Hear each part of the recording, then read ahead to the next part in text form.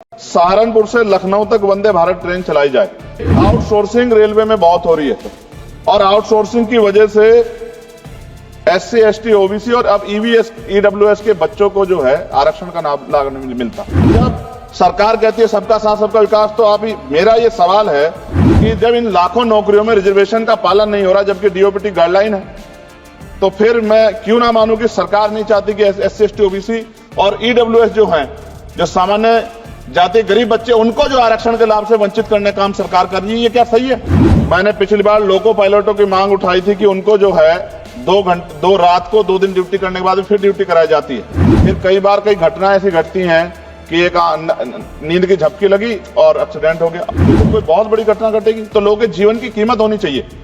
ये इसमें रेलवे में अमीर भी सफर करता है, गरीब भी करता है, लेकिन अमीर के साथ अगर कोई हादसा होता तो वो चर्चा होती, गरीब के साथ हादसे की चर्चा नहीं होती। मंत्री जी, आपकी कोशिशों की मैं सराहना करता हूं, लेकिन आप ये देखिए ये पर्याप्त नहीं है कोशिशें। जब बदलाव नहीं हो रहा, लोगों को सुविधा नहीं मिल रही है, उस तरह की चीजें नहीं आ रही है, तो ये पर्याप्त नहीं है। सभापति जी, मेरे क्षेत्र के लोग भी टैक्स देते हैं ना, हमारे भी हक बैठता कि सरकार के लोगों का काम होगा, सिर्फ हमारे लोगों का काम नहीं होगा जहां से हम जीत के आए। अगर उन क्षेत्रों में काम नहीं होगा तो फिर ये क्यों ना कहा जाए कि सरकार जो है भेदभाव कर रही। रेलवे में सुरक्षा व्यवस्था, कई घटनाएं हमने देखी जहां सुरक्षा व्यवस्था पे बड़े सवाल खड़े हुए, और एक तो हमारे लोकसभा के मेंबर ही थे राजस्थान के, उन्हीं का फोन वगैरह चोरी हो गया था। अभी जो डॉक्टर बाबा साहब अम्बेडकर के समय में जो एक अम्बेडकर भवन बना था, जो निकट फाटक संख्या 75A 12 खंबा पे, उसको अतिक्रमण घोषित कर दिया गया।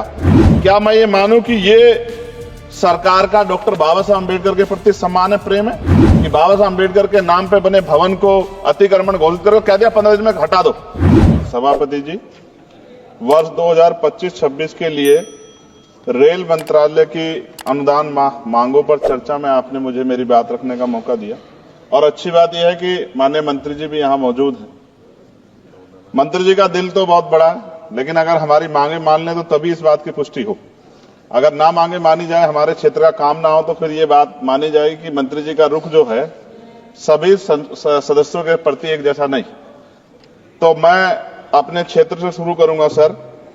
धामपुर शुगर मिल क्रॉसिंग पर ओवरब्रिज का निर्माण मैंने पिछली बार भी मांग उठाई, लेकिन सर अभी तक कुछ नहीं हुआ। लोग परेशान होते हैं, डिजिटल युग है, कई घंटे खड़े होना पड़ता है। जलालाबाद क्रॉसिंग ओवरब्रिज के नीचे अंडरपास के निर्माण की बात मैंने पिछली बार भी उठाई, कुछ नहीं हुआ।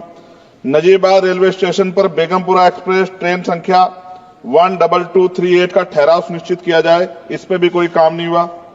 साथ साथ सर, नजीबाबाद माल गोदाम पर ओवरब्रिज का निर्माण कराया जाए और उसको प्लेटफार्म को बढ़ाया जाए।